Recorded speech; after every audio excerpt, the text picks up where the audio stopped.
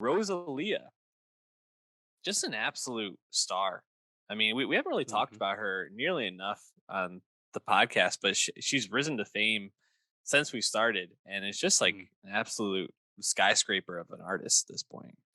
Yeah, there hasn't been a whole lot to talk about just yet, just because Rosalia took her time dropping album three, of which this is really the second album since she really exploded. Elma Carrere came out back in 2018. It's been a while. She's been taking her time. And now we have album three, Motomami.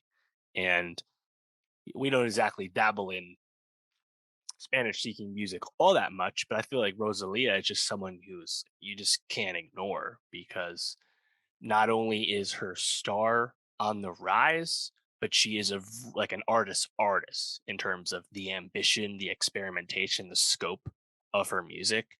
And in the case of Motomami, it's like taking an extra leap because she Mhm. blows up for like doing like the twist on traditional Spanish flamenco music, which is very foreign to pop music and mainstream music and stuff. But now taking some time, she's kind of done another leap again, and it just really I think carving her own lane amongst the Spanish stars. It's really cool to see.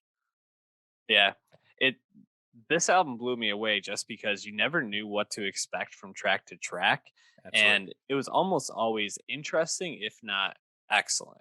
Um, I think obviously an early highlight for me on the album is La Fama with The Weekend. I thought Mm, they just sounded great together. Also, Abel just like bringing the Spanish speaking yeah. singing, sounding smooth as shit. I was like, whoo, I didn't know he had that in him. Yeah. Awesome.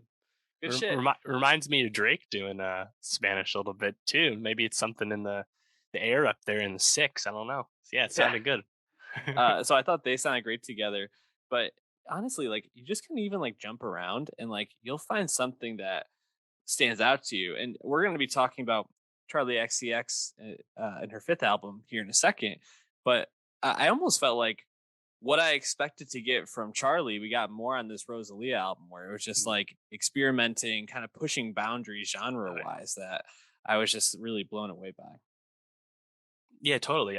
She's just really singular, but she's also not taking any chances. And I think there was a bit of concern from the music criticism community in between these two albums, just because of the singles we did hear from Rosalia. You had Sinalura, the J Balvin joint, which is more of like a simple, kind of Latin pop track. And it's like, if they're gonna blow up Rosalia and just kind of make her like a Latin pop star, that almost seems like too safe and too easy, given the kind of music she really clearly wants to make. And it's really interesting that when we do hear Motomami, it's not safe. It's super experimental, but like you said, it's still really good. And I think that's just really exciting. There's lots of exciting stuff going on across reggaeton, across Latin pop, and Rosalia, I think, is cool because she makes all kinds of stuff within the general Spanish music sphere, and she doesn't like you said, she doesn't let herself get put in a box, and thus, when you listen to the record, track to track, always surprises you, and you need to listen to this album multiple times, even if you are a Spanish speaker, because there's just so much to hear and listen for. Yeah, I don't think there's any run that really encapsulates what she's doing on this album and the expanse of it more than the run from Diablo through Como Un G.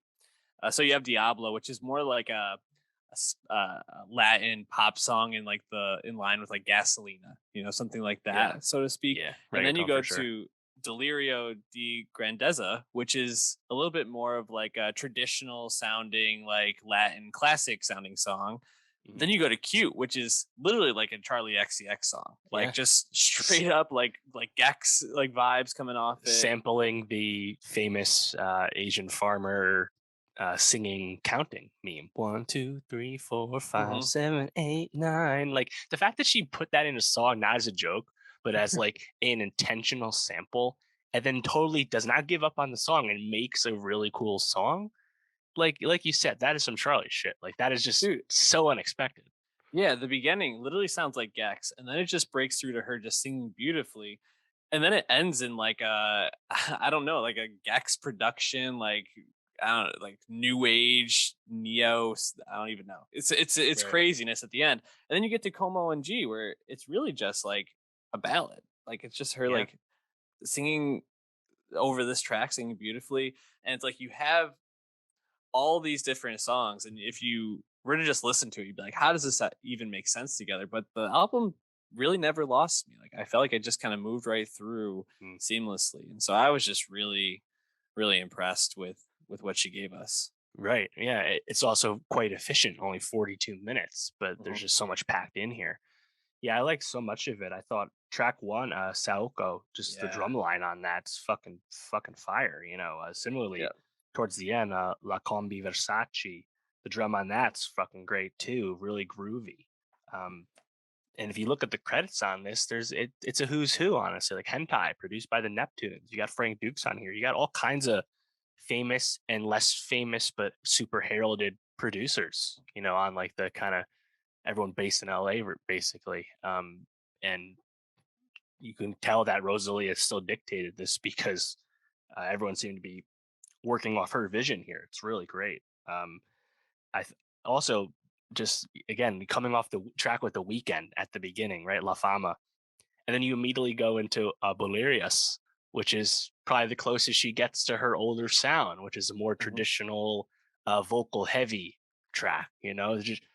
I would really encourage people to just read reviews, watch breakdowns because there's just a lot to like process listening to yeah. Motomami. It's really exciting. Yeah, I think just more than anything, I left this album just being like Rosalia, who's already this massive star, just totally blowing up, is just so like thoughtful and boundary pushing, and it just feels like she's like one of those really exciting female artists. It's really exciting artists in general. It doesn't even have to Yep, be categorized as female. That's coming up right now. So definitely going to totally. be following more of her stuff for sure. You know, a thought we've had before when notable albums come up, we really need to see a Latin pop, a Urbana. We need to see an album of this caliber from one of these genres in the general Grammy categories, in album of the year, Yes. record of the year. We need to see that. It didn't happen when something like Burna Boy's African Giant came out, even though it should have. It hasn't happened for anyone K-pop like BTS yet. This Rosalia record deserves an album of the year nomination at the very least. We need to see it. It can't just be relegated to Urbana categories and the Latin Grammys and stuff. We need to see an acceptance of the globalism of music because Rosalia is super into that and takes sounds from all over the place and is being consumed all over the world too. So we need to honor that. So I really hope Yeah. next year that we see Rosalia getting the best honors, not just the genre honors that you expect. Yeah, the Grammys, I think, for survival need to embrace the global sound, not just the American sound in their category.